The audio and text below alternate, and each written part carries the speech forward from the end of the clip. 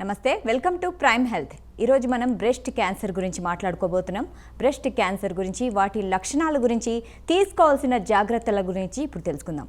ప్రపంచవ్యాప్తంగా సుమారుగా ఏడాదికి 6 లక్షల కంటే ఎక్కువ మహిళలు బ్రెస్ట్ క్యాన్సర్ కారణంగా ప్రాణాలు కోల్పోతున్నారు. ఇక మన దేశంలో అయితే ప్రతి 8 నిమిషాలకు ఒక మహిళ బ్రెస్ట్ క్యాన్సర్తో మరణిస్తుంది. దీనిపై అవగాహన చాలా అవసరం. సో ఈ విషయాలపై మనతో మాట్లాడడానికి మనతో పాటు ఉన్నారు ప్రముఖ ఆంకాలజిస్ట్ డాక్టర్ తేజస్విని ఆడాడ గారు. డాక్టర్ గారితో మాట్లాడాలనుకునేవారు స్క్రీన్పై ఉన్న నెంబర్లకు కాల్ చేసి డాక్టర్ గారితో మాట్లాడొచ్చు. సో మేడం, చెప్పండి. వెల్కమ్. సో ఇప్పుడు బ్రెస్ట్ క్యాన్సర్ గురించి మనం ఈరోజు మాట్లాడుకుంటున్నాము. సో దీనివల్ల చాలా మరణాలు అయితే సంభవిస్తున్నాయి, మెయిన్ విమెన్లో అయితే. దీనిపై అవగాహన అనేది ఇప్పుడు చాలా అవసరం. సో అసలు ఫస్ట్ బ్రెస్ట్ క్యాన్సర్ అంటే ఏంటి? సో బ్రెస్ట్ క్యాన్సర్ అంటే రొమ్ములో ఉన్న గడ్డలు మెయిన్గా. అండ్ అది కూడా క్యాన్సర్ అంటేనే మామూలుగా అన్లిమిటెడ్గా గ్రో అవ్వడం. నార్మల్ గా ఒక సెల్ మల్టిపుల్ సెల్స్ కింద చాలా ఫాస్ట్ గా అన్కంట్రోల్డ్ గా గ్రో అయితే అది బ్రెస్ట్ క్యాన్సర్ అంటారు. ఓకే. సో అయితే ఈ వ్యాధి ఎందుకు వస్తుందంటారు? మెయిన్ ఇది ఓన్లీ ఫీమేల్లోనే వస్తుందా, లేకుంటే మేల్లో కూడా వస్తుందా? బ్రెస్ట్ క్యాన్సర్ అనేది మేల్స్ లో కూడా వస్తుందండి, ఓన్లీ ఫీమేల్స్ లోనే కాదు. బట్ ఫీమేల్స్ లో ఎక్కువ కామన్ గా వస్తుంది బికాస్ ఆఫ్ హార్మోనల్ ఇంబ్యాలెన్సెస్ వల్ల. ఓకే. అండ్ బ్రెస్ట్ క్యాన్సర్ అనేది జెనెటిక్ గా కానీ హెరిడిటరీగా కానీ and other than that other hormonal imbalances వల్ల కూడా వస్తుంది. అది వి కాంట్ టెల్ లైక్ ఒకటే రీజన్ అనేది ఉండదు, there are multiple reasons. Okay, అంటే వివిధ కారణాల వల్ల ఎక్స్పోజర్ ఎక్కువ అవ్వడం వల్ల వస్తుంది హార్మోన్స్ లో. ఓకే. అయితే ఏ ఏజ్ లో రావచ్చు అంటారు? మెయిన్ ఏ ఏజ్ లో ఎక్కువ బ్రెస్ట్ క్యాన్సర్ వచ్చే అవకాశాలు ఉన్నాయి? మెయిన్ గా ఏజ్ వైజ్ చూస్తే హార్మోనల్ దీన్ని బట్టి ఒకప్పుడు మనం 40 దాటిన తర్వాత వాళ్ళకి ఎక్కువ కామన్ గా వస్తుంది. కానీ ఇప్పుడు ప్రస్తుతానికి ఏంటంటే ఈవెన్ యంగర్ పేషెంట్స్ లో కూడా లైక్ 20-25 ఇయర్స్ లో కూడా నేను బ్రెస్ట్ క్యాన్సర్ స్టేజ్ 4 లో ఉన్న వాళ్ళని చూస్తున్నాము. This might be because of life style changes కానీ హార్మోనల్ ఎక్స్పోజర్స్ కానీ వాటి వల్ల మెయిన్ గా ఉంటుంది. అంటే అంటారు కదా, ఫ్యామిలీలో ఎవరికన్నా బ్రెస్ట్ క్యాన్సర్ ఉండి వాళ్ళు మరణిస్తే సో మిగతా ఆ ఫ్యామిలీ వారసత్వంగా కూడా వచ్చే అవకాశాలు ఉన్నాయంటారా? డెఫినెట్ గా అండి. ఫ్యామిలీలో బ్రెస్ట్ క్యాన్సర్ ఉన్న వాళ్ళకి మేము జెనెటిక్ టెస్టింగ్ చేస్తాం యూజువల్ గా. సో బ్రెస్ట్ క్యాన్సర్ ఆల్రెడీ ఫ్యామిలీలో ఉన్న వాళ్ళు అర్లీగా స్క్రీనింగ్ చేసుకోవాలి. యూజువల్ గా మనకి బ్రెస్ట్ క్యాన్సర్ కి స్క్రీనింగ్ ప్రోటోకాల్స్ అనేవి ఉంటాయి. సో 40 ఇయర్స్ దగ్గర నుంచి స్టార్ట్ అయిన వాళ్ళకి ఇయర్లీ మ్యామోగ్రామ్ అనేది ఎప్పటికప్పుడు చేయించుకోవాలి అని చెప్తాము. కానీ ఇది బ్రెస్ట్ క్యాన్సర్ ఫ్యామిలీలో రన్ అయ్యే వాళ్ళు మాత్రం ఒక 10 ఇయర్స్ అర్లీగానే వాళ్ళ స్క్రీనింగ్ అనేది స్టార్ట్ చేసుకోవాలి. ఓకే. అంటే హెరిడిటరీ అండ్ వాళ్ళలో బ్రాకా టెస్టింగ్ అనేది కూడా మేము చేస్తాము రెగ్యులర్ గా. సో అది కూడా ఫాలో అవుతూ ఉంటాం యూజువల్. ఓకే. అంటే దీన్ని కనుక్కోవాలంటే ఓన్లీ టెస్టింగే చేయాల్సిందా, లేకుంటే ఏమైనా లక్షణాలు ఎలా ఉంటాయంటారు దీనికి? అంటే బ్రెస్ట్ క్యాన్సర్ కి టెస్టింగ్ అనే కాదు, నార్మల్ గా regularly for every female menstruation start అయిన తర్వాత they have to do a self examination of both breast. 2 breast and actual self examination చేసుకోవాలి. చిన్న గడ్డ ఉన్నా దాన్ని నెగ్లెక్ట్ చేయకూడదు. ఇమీడియట్ గా అది గ్రో అవుతుంది అని అనిపిస్తే వెంటనే డాక్టర్ దగ్గర చూపించుకోవడం చాలా ఇంపార్టెంట్ అండి. సో అలా మనం ఎర్లీ స్క్రీనింగ్ చేసి అర్లీగా బ్రెస్ట్ క్యాన్సర్ కనుక్కోవడం వల్ల మనం చాలా వరకు బ్రెస్ట్ క్యాన్సర్ వల్ల వచ్చే మార్బిడిటీ, డెత్స్ కానీ దాని వల్ల వచ్చే సఫరింగ్ కానీ ప్రివెంట్ చేయొచ్చు. ఓకే. సో ఇప్పుడు ఫర్ ఎగ్జాంపుల్ స్టేజ్ 1 అని తేలింది అనుకోండి, మనకు బ్రెస్ట్ క్యాన్సర్ ఉంది అని. దాని తర్వాత క్యూర్ అయ్యే ఛాన్సెస్ ఎంతవరకు ఉంటాయంటారు? సో బ్రెస్ట్ క్యాన్సర్ స్టేజ్ 1 లో completely curable. So breast cancer లో కూడా మళ్ళీ మేము ఏంటంటే IHC అని చూస్తామండి. అందులో ఏంటంటే ఏ టైప్ ఆఫ్ బ్రెస్ట్ క్యాన్సర్, అది హార్మోన్స్ కి రెస్పాండ్ అవుతుందా, టార్గెట్స్ కి రెస్పాండ్ అవుతుందా, లేకపోతే ఏ హార్మోన్ కి రెస్పాండ్ అవ్వదా అనే దాన్ని బట్టి ఫర్దర్ గా ఎంతకాలం పేషెంట్ తిరిగి రాకుండా ఉంటది అనేది మనం అసెస్ చేస్తాము. సో దాన్ని బట్టి చూసినా సరే స్టేజ్ 1 ఎప్పుడు గుడ్ ప్రోగ్నోసిస్, స్టేజ్ 3, స్టేజ్ 4 తో కంపేర్ చేసి. సో స్టేజ్ 1 లో ఉన్న వాళ్ళకి ఒకవేళ మనకి హార్మోన్ కి రెస్పాండ్ అవుతుంది అంటే ముందు సర్జరీకి వెళ్ళి ఆ తర్వాత మనం కీమోథెరపీ ఇస్తాము. అండ్ ఒకవేళ స్టేజ్ 1 లో లైక్ అది కూడా బ్యాడ్ ప్రోగ్నోస్టిక్ డిసీజ్ అయితే, అంటే హార్మోన్స్ కి రెస్పాండ్ అవ్వదు, టార్గెట్స్ ఏమీ లేవు అంటే కనుక ముందుగా కీమోథెరపీస్ ఇచ్చి ఆ తర్వాత సర్జరీ ఇచ్చి ఆ తర్వాత రేడియేషన్ ఇస్తాం. యూజువల్ గా ప్రోగ్నోసిస్ బట్టి మనం ఎంతకాలం వరకు పేషెంట్ తిరిగి రాకుండా ఉండే ఛాన్స్ ఉంది అని అసెస్ చేస్తాం. ఓకే. ఇవన్నీ టెస్టులు చేసిన తర్వాత మనకి ఎన్ని రోజుల తర్వాత తిరిగి రాదు అని మీరు తేల్చుకున్నాక ఇవన్నీ చేస్తారు. అయితే కొంతమందికి లక్షణాలే ఉండవు, లక్షణాలే ఉండకుండా కూడా వాళ్ళకి స్టేజ్ 2, 3 కూడా దాటిపోతుంది. సో అలా కూడా అవుతుందా? బ్రెస్ట్ క్యాన్సర్ లో మోస్ట్ ఆఫ్ ది టైమ్ ఎవరు కూడా సైలెంట్ గా అది గ్రో అవుతుందండి. కొన్ని సార్లు ఎర్లీ ఏజ్ వాళ్ళు లైక్ 25-30 ఇయర్స్ వాళ్ళు కూడా కొంతమంది మనకి స్టేజ్ 4 లో ప్రెజెంట్ అయిన ఛాన్సెస్ ఉన్నాయి. సో బ్రెస్ట్ క్యాన్సర్ కి కామన్ సిమ్టమ్ బ్రెస్ట్ లో గడ్డ ఒకటే కాదు. సమ్ టైమ్స్ బోన్ పెయిన్స్ గానీ, తర్వాత లివర్ దగ్గర పెయిన్ రావడం గానీ, జాండీస్ పెరగడం గానీ, ఇలా మల్టిపుల్ అదర్ సిమ్టమ్స్ తో కూడా ప్రెజెంట్ అవ్వచ్చు. సో ఏ సిమ్టమ్ అయినా వాళ్ళకి చిన్న డౌట్ వచ్చినా సరే ఇమ్మీడియేట్‌గా డాక్టర్స్‌ని కన్సల్ట్ చేయడం ఇంపార్టెంట్ అండి. ఓకే. సో ఇన్ని ఉన్నాయి కదా! సో మనకి ఇది రావడానికి కారణాలు హార్మోన్ మార్పులని మీరన్నారు. సో అంటే మన లైఫ్ స్టైల్ చేంజ్ చేసుకోవాలా? ఈ కాలంలో మనం ఏం చేంజ్ చేసుకోవాలి? అంటే ఇప్పుడు మనకి మాక్సిమం వరకు అయితే జంక్ ఫుడ్స్ గానీ, అదర్ థింగ్స్ కానీ చాలా వరకు పెరిగాయి. హ్మ్. సో దీనివల్ల చాలా obesity, hormonal imbalances and oestrogen exposure చాలా ఎక్కువగా అవుతుంది. ఓకే. ఎందుకంటే మనకి ఫ్యాటీ టిష్యూ కూడా ఈస్ట్రోజన్‌ని ప్రొడ్యూస్ చేస్తుంది కాబట్టి, ఈస్ట్రోజన్ ఎక్స్‌పోజర్ ఎంత ఎక్కువగా ఉంటే ఎర్లీగా మెనార్‌కి రావడం. అంటే చిన్న పిల్లలు ఎర్లీగా మెన్సెస్ అవుతున్నారు అండ్ హ్మ్. Late menopause. సో ఈ 2 రీజన్స్ అండ్ ఇవన్నీ రీజన్స్ కూడా మనకి బ్రెస్ట్ క్యాన్సర్ కాజ్ చేస్తుంది. సో ఇవన్నీ మనం చాలా వరకు అయితే తగ్గించుకొని ప్రివెంట్ చేసుకునే అవకాశం అయితే ఉందండి. ఓకే. సో కొంతమందికి బ్రెస్ట్ క్యాన్సర్ అంటే గర్భధారణ తర్వాత పాలు పట్టించకపోవడం వల్ల కూడా ఈ ప్రభావం చూపుతుందంటారా? అవును. డెఫినెట్‌గా హ్మ్. మనము బ్రెస్ట్ ఫీడింగ్ చేసినన్ని రోజులు మనకి హ్మ్. ఈస్ట్రోజన్ అనే హార్మోన్ సప్రెషన్‌లో ఉంటుంది. ఓకే. ఒకవేళ బ్రెస్ట్ ఫీడింగ్ తక్కువగా చేసిన వాళ్ళకి ఈస్ట్రోజన్ హార్మోన్ ఎక్స్‌పోజర్ ఎక్కువగా ఉంటుంది. అందుకనే బ్రెస్ట్ ఫీడింగ్ కూడా చేయడం చాలా ఇంపార్టెంట్. బ్రెస్ట్ ఫీడింగ్ ఎక్కువ కాలం ఇచ్చిన వాళ్ళకి ఈ బ్రెస్ట్ క్యాన్సర్ అనేది తక్కువగా వస్తుంది. వచ్చే ఛాన్సెస్ ఉన్నాయి. ఓకే. తక్కువగా వచ్చే ఛాన్స్ ఉంది. ఓకే. మంచి విషయం అయితే చెప్పారండి. బ్రెస్ట్ ఫీడింగ్ ఇవ్వకపోవడం కూడా దీనికి ఒక కారణము. సో బ్రెస్ట్ ఫీడింగ్ ఇవ్వడం చాలా మంచిది అంటున్నారు డాక్టర్ గారు. ఇంకొక క్వెషన్ ఏమంటే డాక్టర్ అంటే ఒబెసిటీ ఎవరైతే కొంచెం లావుగా ఉంటారు కదా! సో వాళ్ళకి ఈ క్యాన్సర్ వచ్చే ప్రమాదం ఎక్కువ ఉంటుందా? డెఫినిట్‌గా obesity is one of the reason అండి. లైక్ బ్రెస్ట్ క్యాన్సర్ రావడానికి. అది depend upon fat and oestrogen exposure బట్టి ఉంటుందండి. Okay. Oestrogen is one of the key factor అన్నమాట బ్రెస్ట్ క్యాన్సర్ కాజ్ చేయడంలో. హుహు. ఓకే. సో ఒబెసిటీ కూడా బ్రెస్ట్ క్యాన్సర్‌కి ఒక రీజన్ అనమాట. అవునండి. అండ్ ఆల్సో ఈ స్మోకింగ్ అండ్ డ్రింకింగ్ ఆల్సోనా? స్మోకింగ్ అండ్ డ్రింకింగ్ కూడా causes but not much hmm. ఎక్కువ effect. But they are also not good. But ఎందుకంటే బ్రెస్ట్ ఒకటే కాదు అదర్ క్యాన్సర్స్ కూడా కాజ్ చేస్తాయి స్మోకింగ్ అండ్ డ్రింకింగ్ అనేవి. హ్మ్. ఓకే. సో అవి కూడా కొంచెం రీజన్ అంటారు. హెల్తీ హ్మ్. లైఫ్ స్టైల్ మెయింటైన్ చేయడం అనేది చాలా ఇంపార్టెంట్ చాలా అండి. ఇంపార్టెంట్. సో ఇంకో క్వెషన్ ఏమంటే డాక్టర్ గారు ఇప్పుడు బ్రెస్ట్ క్యాన్సర్‌కు ఫస్ట్ స్టేజ్ ఉంటుంది కదా! సో అది వచ్చిందని ఆ లక్షణాలు ఎలా తెలుసుకోవాలి? సో బ్రెస్ట్ క్యాన్సర్ వచ్చిందని నేను చెప్పినట్టుగా ఎర్లియర్ సెల్ఫ్ హ్మ్. ఎగ్జామినేషన్. హ్మ్. సో మెన్స్ట్రుయేషన్ స్టార్ట్ అయిన అప్పటి నుంచి కూడా ప్రతి ఒక్కరు సెల్ఫ్ ఎగ్జామినేషన్ ఒక హాబిట్‌లా చేసుకొని మంత్లీ ఒక డేట్ హ్మ్. ఐదర్ మన మెన్సెస్ డేట్ నుంచి 10 డేస్ తర్వాత గాని, లేకపోతే లైక్ మెనోపాజల్ ఏజ్‌లో ఉన్నవాళ్ళు గాని, ఎనీ వన్ డేట్ పిక్ చేసుకొని, ఆ డేట్ రోజు regularly every monthly breast and axillary examination చేసుకోవడం చాలా ఇంపార్టెంట్ అండి. సెల్ఫ్ ఎగ్జామినేషన్ చేసుకుంటే that is the first thing. వాళ్ళకి ఏ డౌట్ వచ్చినా డాక్టర్‌ని ఇమ్మీడియేట్‌గా కన్సల్ట్ చేయాలి. రైట్. సో సో ఇవి there the screening hmm. Will start and అక్కడి నుంచి మనం ప్రివెన్షన్ అనేది స్టార్ట్ చేసుకోవచ్చు. సో సెల్ఫ్ ఎగ్జామిన్‌లో లంప్స్ ఏమన్నా కనిపిస్తే ప్రతి లంబ్ కూడా అది క్యాన్సర్ అనే మనం డౌట్ పడొచ్చా?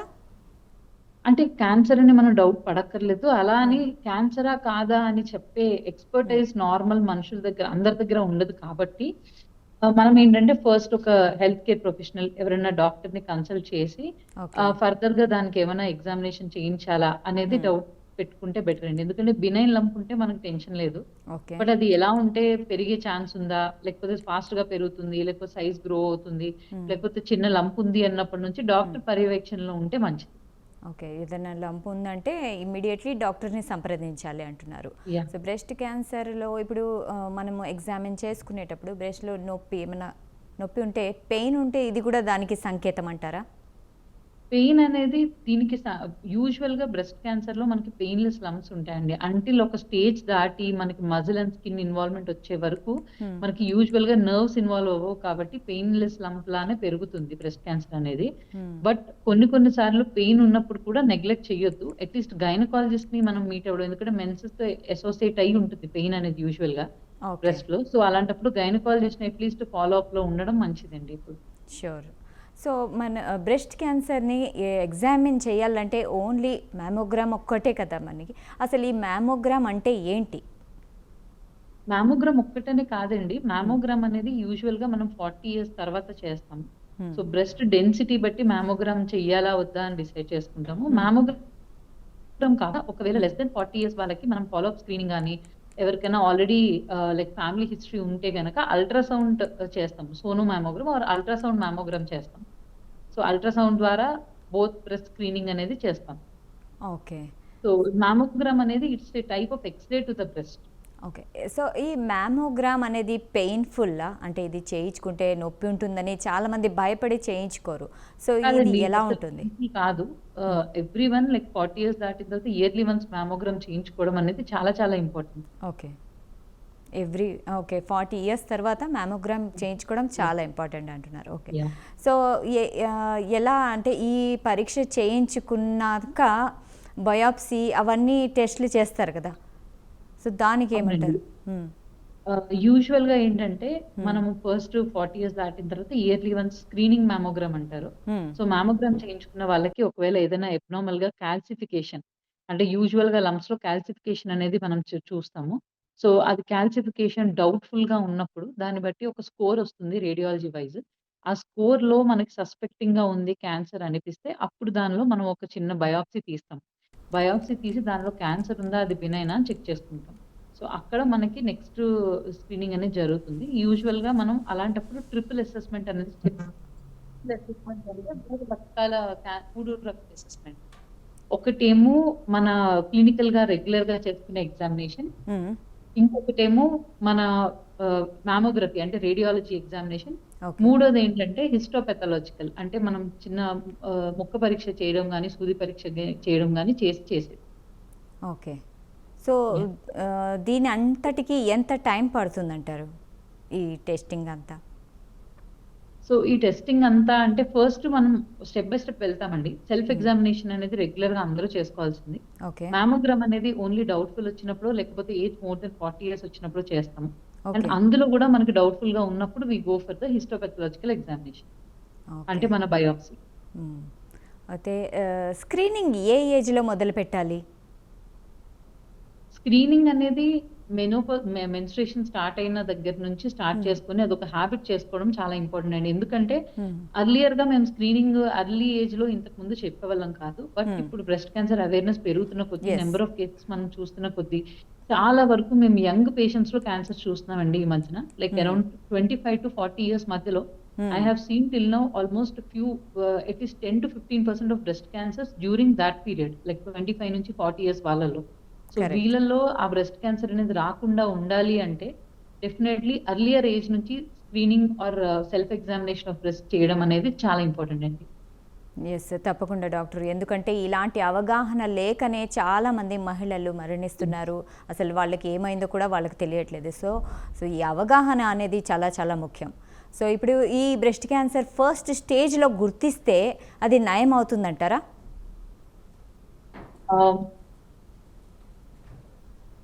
యెస్ అండి. హ్మ్. డెఫినిట్‌గా ఇది ఫస్ట్ స్టేజ్‌లో గనక గుర్తించగలిగితే హ్మ్. అది డెఫినిట్‌గా మనకి ఎక్కువ కాలం పేషెంట్‌కి మనం సర్వైవల్ చేయొచ్చు. బతికించొచ్చు. ఓకే. సో, ఫస్ట్ స్టేజ్‌లో మనం గుర్తిస్తే ఎక్కువ కాలం మనం సర్వైవ్ అయితే చేయగలం. సో, పేషెంట్‌ని బతికించొచ్చు. మరణాల ఎక్కువ సంఖ్య కాలం కూడా తిరిగి తగ్గించొచ్చు. రాకుండా ఉండే అవకాశం గూడా చాలా ఎక్కువగా చేయొచ్చు. హ్మ్. సో, కొంతమంది టెస్ట్‌లకి చాలా భయపడుతూ ఉంటారు. సో, వాళ్ళకి మీరిచ్చే సలహా ఏంటి? అసలు బ్రెస్ట్ క్యాన్సర్ టెస్ట్‌లనేవి ఏవి కూడా పెయిన్‌ఫుల్‌గా ఉండవండి. సో, హ్మ్. ఎర్లీగా డయాగ్నోస్ చేస్తే పేషెంట్‌కి ఎంత తక్కువ వీలైతే అంత తక్కువ పెయిన్‌తో వాళ్ళు హ్యాపీగా ఉంటారు. So, earlier the diagnosis it's the best. So, okay. మనం ఏదైనా చిన్న సింప్టమ్ ఉన్నా సరే, హ్మ్. నిర్మొహమాటంగా ఫస్ట్ ఒక డాక్టర్‌ని కన్సల్ట్ చేసి, ఆ హ్మ్. డాక్టర్ డౌట్‌ఫుల్‌గా ఉంది అంటే ఫర్దర్‌గా ఆంకాలజిస్ట్‌ని కన్సల్ట్ చేయడం చాలా చాలా ఇంపార్టెంట్ అండి.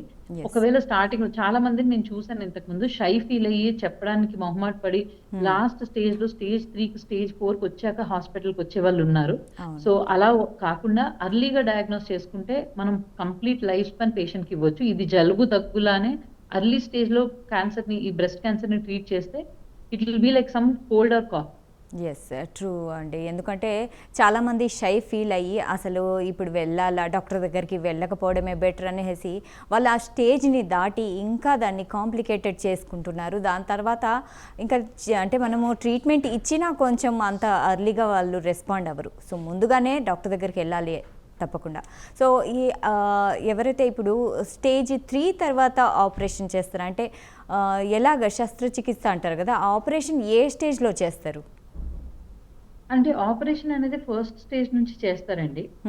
There are different types. First stage నుంచి థర్డ్ స్టేజ్ వరకు ఏంటంటే మనల్ని పేషెంట్‌ని కంప్లీట్‌గా క్యూర్ చేయాలనే ఇంటెంట్‌తో ఆపరేషన్ చేస్తారు. ఓకే. అండ్ ఫోర్త్ స్టేజ్‌లో వచ్చేసి టాయిలెట్ మాస్టెక్టమీ అంటారు. బాగా డిసీజ్ పెరిగిపోయింది, పేషెంట్‌కి బర్డెన్ ఎక్కువగా ఉంది, పెయిన్‌ఫుల్‌గా ఉంది అన్నప్పుడు దాన్ని తగ్గించడం కోసం దాని డిసీజ్ బర్డెనే కాకుండా పేషెంట్‌ని కంఫర్టబుల్‌గా ఉంచడం కోసం సర్జరీ చేస్తుంటారు స్టేజ్ 4లో. సో ఎవ్రీ స్టేజ్‌లో మనకి సర్జరీ అనేది one of the choice. Okay. ఏ స్టేజ్లో అయినా సర్జరీ అనేది మన చాయిస్ అనమాట.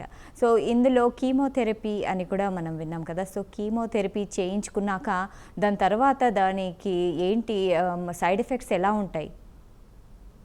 అంటే డిఫరెంట్ కీమోథెరపీస్‌కి డిఫరెంట్‌గా యాక్షన్ ఉంటుందండి. మేము కీమోథెరపీస్ ఇచ్చేది కూడా వి విల్ బేస్డ్ ఆన్ మన ఐహెచ్‌సీ అని చెప్పాను గదండీ! దాన్ని బట్టి ఇస్తాము. అంటే ఓకే. యూజువల్‌గా బ్రెస్ట్ క్యాన్సర్ అనేది హిస్టోపాథాలజీ అంటే మనం సూది పరీక్ష గాని, ముక్క పరీక్ష గాని చేశాక ఓకే. దాన్ని ఫర్దర్‌గా టెస్ట్ చేసి హార్మోన్స్‌కి రెస్పాండ్ అవుతుందో లేదో చూసుకుంటాం. హార్మోన్స్‌కి రెస్పాండ్ అయ్యే క్యాన్సర్ అంటే గనుక యూజువల్‌గా మనం కీమోథెరపీ కంప్లీట్ అయిన తర్వాత ఒక 6-7 ఇయర్స్ హార్మోనల్ టాబ్లెట్స్ కంటిన్యూ చేయాలి అని చెప్తాము రోజుకొకటి. So okay. దాంతో ప్రివెన్షన్ అనేది చాలా వరకు తిరిగి రాకుండా ఛాన్సెస్ ఉంటాయి. అలా కాకుండా అసలు హార్మోన్స్‌కి అస్సలు రెస్పాండ్ అవ్వదు అన్న డిసీజ్ చాలా బ్యాడ్ డిసీజ్ కింద లెక్క. సో దానికి మేము కొంచెం అగ్రెసివ్‌గా కీమోథెరపీస్ ఇస్తాం. యూజువల్‌గా ఏ టైప్ ఆఫ్ కీమోథెరపీ ఇచ్చినా దానికి సైడ్ ఎఫెక్ట్స్ ఉంటాయండి. లైక్ జుట్టు ఊడిపోవడం గాని, or else vomitings, loose motions, nausea ఇలా రాకుండా ఉండడానికి మేము ప్రయర్‌గా కొన్ని మెడిసిన్స్ అయితే ఇస్తాము. ఓకే. కానీ పేషెంట్స్‌ని మోటివేట్ చేసి ఉంచడం అన్నిటికంటే ఇంపార్టెంట్ అండి. ఎందుకంటే చాలా మంది వరకు ఒకటి 2 సైకిల్స్ ట్రీట్మెంట్ తీసుకున్నాక ఇంకా మా వల్ల కాదు అనేసి డిసీజ్ స్టేజ్ 4కి వెళ్ళిపోయే స్టేజ్‌కి వచ్చేస్తూ ఉంటారు. మధ్యలో స్కిప్ చేసేయడం గాని, ట్రీట్మెంట్ తట్టుకోలేక ఆపేయడం గాని చేస్తుంటారు. అలా కాకుండా పేషెంట్‌ని కంప్లీట్‌గా మోటివేట్ చేసి లాస్ట్ వరకు ట్రీట్మెంట్ కంప్లీట్ చేసి గుడ్ రిజల్ట్ ఇవ్వడం వరకు it is one of the challenging part for us. Yes.